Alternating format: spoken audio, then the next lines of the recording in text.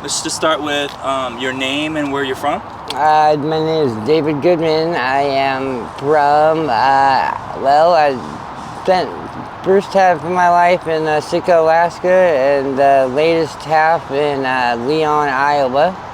And I recently came here about 4 years ago. It was just supposed to be for a quick vacation, just see my mom for a moment and help her out, and it turned into a little bit more. I've been on the streets for about 15, 16 months, something like that. You know, I mean, it's homelessness. It's Washington's a wonderful place, especially this time of the year. It's not so hard. It's not so rough. It's a little different in the winter.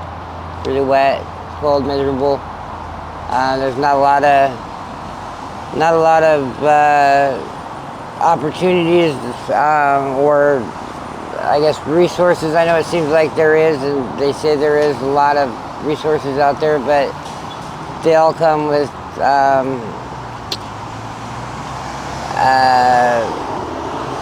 it's like quid pro quo type deal. I don't know how to explain it. It's been okay. It's definitely better than I imagined a lot of people experience it to be in other places. I imagine it would be a lot rougher in New York. And I remember you mentioned earlier with Helping Hands, are they able to kind of help you with like donations and clothes and food and whatnot? I haven't received any help yet from her. I tried a little bit. I haven't tried as much as I probably should. I'm without a phone. There's not really much access to public phones, so it's kind of hard. A lot of people that have phones, they don't really want to let you use them. Either they tell you that their phone's dead. They typically want to save their power because we don't have a lot of outlets that we can charge at either. So little things like that can be a little bit of a struggle, a challenge. But I know that they've done a lot of, they've provided a lot of donations and done a lot of great work and help for a lot of people. A lot of people from this area, personal friends of mine, went from my situation now to they have a hotel, they have a full-time place to live, and are getting housing for up to a year, rent paid and everything, so that they can kind of figure out how to get back on their life and business as usual, get back to understanding the financial process and everything again, and giving it a second shot at lifted quite a bit of burden from them, so they can kind of try to figure out how to do it all again. So at night, are you able to find a place to rest and sleep? No, that's the hardest part. Is there's no sleep. If you sleep at night, you look at getting arrested. Typically, I'll try to nap it during the day somewhere. Sometimes right here on these, type grassy hills and stuff. That's kind of how they do it. That's their disincentive. It's how they try to keep the numbers down and keep people from coming here from other places like Seattle and other places that are overrun with the homelessness problem. That's the hardest part about it. It's really hard to find a healthy routine and to get back into in order to get a job, you have to be able to, have clean clothes. You have to have, you have to be, it's almost like because of lack of, sleep deprivation leaves you almost in this delusional state. And then on top of that, your clothes are being thrown away constantly. You're not legally allowed to have, anything like luggage anywhere, because of the public, it's considered a obstruction of, whatever. That's probably the hardest part about it, is trying to figure out how to create a stable routine that's gonna I can't even find the words right now, sorry. Not much sleep at night. Sometimes, you nap during the day. Sometimes you find a place at night if you're lucky, but for the most part, I find that that's the easiest way to find a pair of handcuffs. I was arrested last night right there.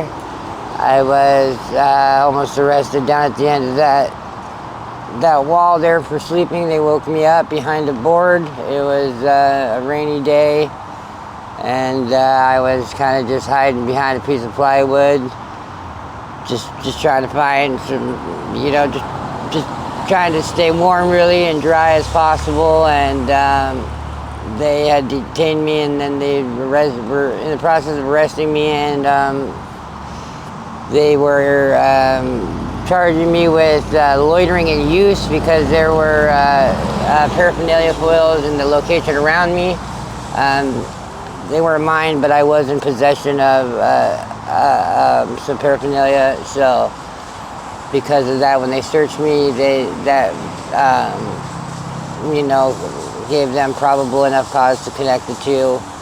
So, and then by the grace of God, I was very lucky that night. I was fortunate. A different call came in, and they came back in the middle of writing a ticket and everything and said, "Today's your lucky day. We just got a call a little more important than you. We'll be back later. If you're here, you'll be going with us to jail. So find somewhere else to go." So I packed up and left, and I thankfully wasn't arrested that night. I didn't have any warrants and stuff. That's one thing they do.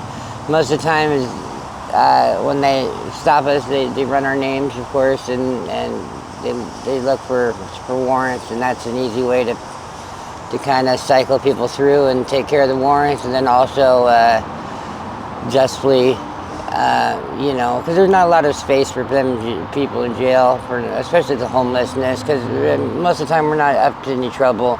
A lot of us are just trying to survive. We're just really just here. Don't really have anywhere else to go. Not much else to do. So they need to keep room for people that are beating their spouses and their children, or robbing places and burglaries, things like that. They have to leave jail space for them. So typically, you kind of got to really be a butt to get arrested or have a warrant, or trespassing. Like I said, certain places like this, they are trying to clean up, understandably. This road's had a lot of problems. I used to live here. I've been here for 4 years. I had an apartment at a family tree just down the road. So I've seen it kind of transform from the beginning. I'm here now because my mom's still there. She's why I came to Washington. And, and it's just kind of just a peaceful, empty place to be, there's no reason not to be here. There's kind of space for me here. So for the most part, I don't get any guff for it, but like I said, it comes to sleeping at night, then I start getting run around a little bit. But my biggest problem with being here is they like to throw my stuff away. So keeping clothes, food, things like that's impossible. But other than that, it's a pretty peaceful place to be, really. Have you ever had to spend a night in jail or been locked up? I have in other states, not here in Washington, no. This was back in Iowa. I know I was in for driving while under the influence. I was smoking marijuana and was pulled over, and the car smelled like it still, and so I was given a driving while under the influence. So that was me, but I don't remember I think maybe one of them had like a 5th degree theft or something, like for a bad check maybe. They're pretty mellow people, younger guys. It was a pretty mellow visit. It's only 2 days, 3 days, my longest stay. So I have a little brother, yes. I have a really small family. This last decade, it's gotten a lot smaller. It's just my mom, my little brother, and me left here, and then there's my father in Iowa, and that's it. Well, my aunt too, and that's really about all there is to my family. I think there's a cousin or two that are still alive, but other than that, there's not really much family to speak of anywhere. So Yeah, I used to work here. I worked in produce. I worked at Burger King. I was a manager, the night manager for Burger King over there. I worked in Marysville. I kind of juggled Marysville and here for a while there, working at an auto shop, replacing, switching motors and vehicles, for car lots, for a gentleman. Yeah, I've generally worked all my life. I mean, I like working. I'd be working now if I had an ID and was able to get one. It's just kind of been a nightmare. My wallet was stolen, and I was transitioning between work, so my Social Security card was in there because I was doing interviews, and I ended up losing that, and I haven't been able to acquire another ID since, so I think that, and like I said, not being able to have clean clothes is probably the main reason why I'm still unemployed at the moment. But yeah, I've worked, more than half my time here for sure. Yeah. I have some friends that I spent some time with. I have some friends that I care about and care about me. I wouldn't say that I can rely on them. I'd like to think they can rely on me, but for the most part, drugs get in the way of a lot of that for a lot of people out here. I had 6 years sobriety. I relapsed recently, and that definitely deteriorates from that. That definitely takes away from that accessibility to reliable friendships, companionships, whatever you want to call it. I definitely have people that I can count on to be honest with me, but as far as like assistance in anything, say if I wanted to commit to something and needed a phone or a ride or something, no. Can I ask all you by myself. what you ended up relapsing on? Well, I just I started using fentanyl here. I'd never used fentanyl before here, so relapsing onto illegal drugs, but not really a certain specific substance. It's kind of was a new first time experience. I suffered with alcoholism, struggled with alcoholism for a good chunk of my life in between there, so I can't say I was ever really 100% sober for very long anyways. I mean, I had my little spells and jaunts where I did good for a while, but generally speaking, I've always been under the influence of something most of my life, really. I started really young. My older sister helped with that quite a bit. Would you say something like fentanyl is probably one of the strongest drugs that you've ever had? Yes, I mean, it is and it isn't. It's very addictive. It causes a lot of like anxiousness and anxiety when you withdraw from it. But as far as like mind altering, it's really not all that mind altering.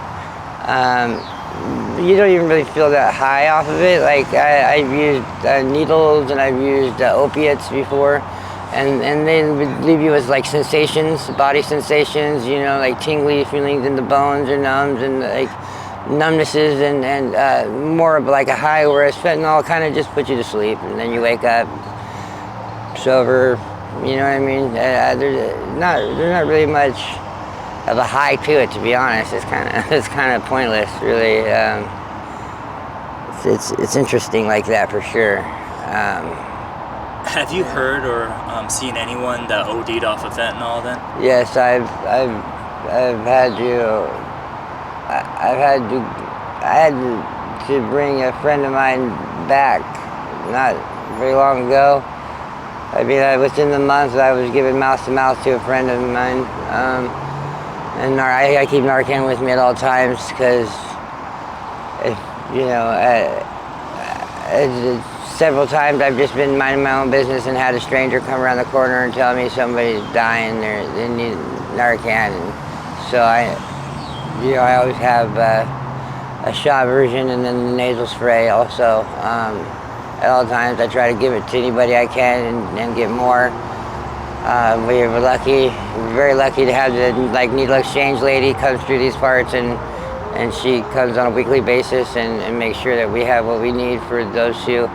There are a lot of addicts out here who they don't have much restraint, even though they've already almost lost everything once. They can't seem to figure out how to just not, take so much or whatever it is that gets them to that spot. I've never had that problem. Never OD'd. I've never, but I want to say I've watched probably about eight people, or about 8 times have I seen people go blue. Yeah, so it's about six to 8 times I know for sure that I've had to inject and bring people back myself. I want to say I've given Narcan out probably 10 times. It's pretty serious, pretty real deal stuff. Would you say that's the most popular drug that's being distributed right now in Everett and people buying it? I don't know that I could accurately speak on that. I stick to myself. I just have a pretty small crew. I mean, among me and my friends, yes, but I really don't. I don't get out. I don't really leave the neighborhood. I don't have a wide network where I retrieve drugs. I mean, a lot of times it's just random people that will sell me my drugs or whatever. So I'm not sure. I want to say it's as popular as anything else, probably. It would be safe to say. You have to have a real disregard for anything other than getting high as possible to get that far, but easy enough. I mean, I have a harder time when I drink a beer not having another beer than I do taking too big of a hit and ODing on fentanyl. So that's just my personal experience, So. At what age did you start taking drugs? Probably about 10, 11. 11? I took hallucinogenics for the first time when I was 11, but I'd been drinking and taking prescription drugs with my sister. Before that, I was smoking marijuana, 10, 11. On a regular basis, by about 12, 13, I was probably getting high every day, I'd say. Seems about right. How were you able to fund it, though, to get the money to? My sister, she gave me most of. It was kind of like I would do. It's almost like people got allowance for doing chores. I would vacuum the living room and I would get a bong hit type deal. As you got older, did it get more and more expensive to afford the drugs then to keep your high? I mean, sure. Of course, with anything, I imagine just like it's more expensive to feed myself, But I keep it pretty minimal as I can. I like to think I'm not out there. I'm not. I feel like I just try to sustain, and I've been trying to get sober most of my life too. So it's been. I'm trying to not get drugs as much as I'm trying to get drugs, I guess, if that makes any sense. I make sure I don't spend too much. If I have money, I won't spend all my money on drugs. I'll make, just because I already know that what it's gonna, and just use it all up. Then I'll be back to square one, and so there's other things that I spend my money on and stuff. So that helps kind of regulate the level of usage a little bit. Sure. How much money would you say you spend on drugs currently? Like in a day, sometimes $10 if I have that much to spend. I mean,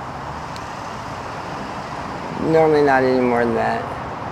It's pretty cheap, really. A lot of drugs you get for free too, or people just do with you for free. Or for favors, like they want something done, or whatever, silly things like that. You said your mom lives around the corner. Yeah. Would you be able to like crash at her place? Do you have a relationship with her? No, I have a relationship with her, but I was evicted from that apartment. Right after the COVID-19 thing happened, they lifted that mandatory where they couldn't evict you for your lack of payment for rent. It was right about the time that I ended up losing my job. My boss in Marysville got vertigo, where he started like losing his balance. He couldn't, so working in the shop was no longer like conducive. So I ended up losing most of my work. I ended up being short on my rent. It was $200 twice, and I ended up being evicted for that. So yeah, I don't even try to stay there. I would hate to see my mom homeless. So it's just I don't even go there. Sometimes I go in and have some coffee with her, but that's very rarely. And we just see each other out here out and about.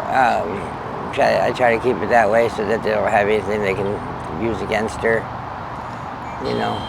So. Do you still talk to your sister then? My sister's dead. She passed away. She passed away. Was it due to drugs or alcohol at all, or? She's just a spontaneous freak car accident. Was that here in the state, or? Iowa, about 2 miles from our farmhouse. How long ago was that? About 6 years now.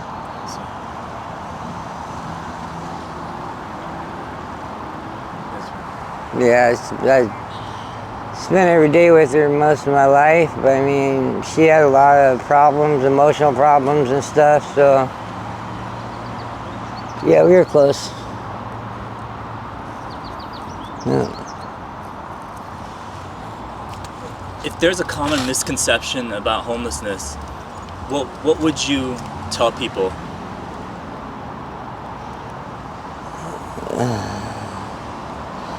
I don't know. I don't really. I think it's just. I mean,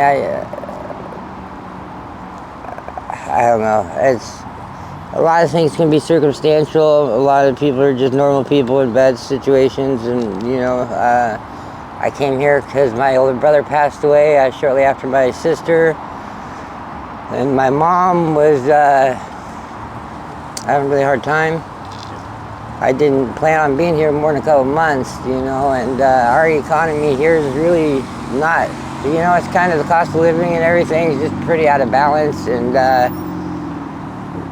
just a bad couple of circumstances can change everything really quick, I guess. I guess that would be, one thing I'd say. I'm sure drugs are a big part of why I'm out here too. Why I haven't, gone with programs or whatever, the handout, circumstances that would take me away from the streets. But I've just I've always been okay outside. I've always run around my whole life. I've always been kind of a street rat, so I'm not just, I don't like the way people look at me. I don't like the lack of opportunity. I don't like that people don't trust me and think I want to steal from them or whatever. I put on my sign, I'm useful, please, put me to work. And in over a year, I've never once had one person offer me not a single yard to mow because they're all worried I'm going to case their house or, That's probably the worst part about it. And that's probably the biggest misconception, I guess, then, would be that we're all out here to hurt and take, And I'd like to give, too. So, probably that.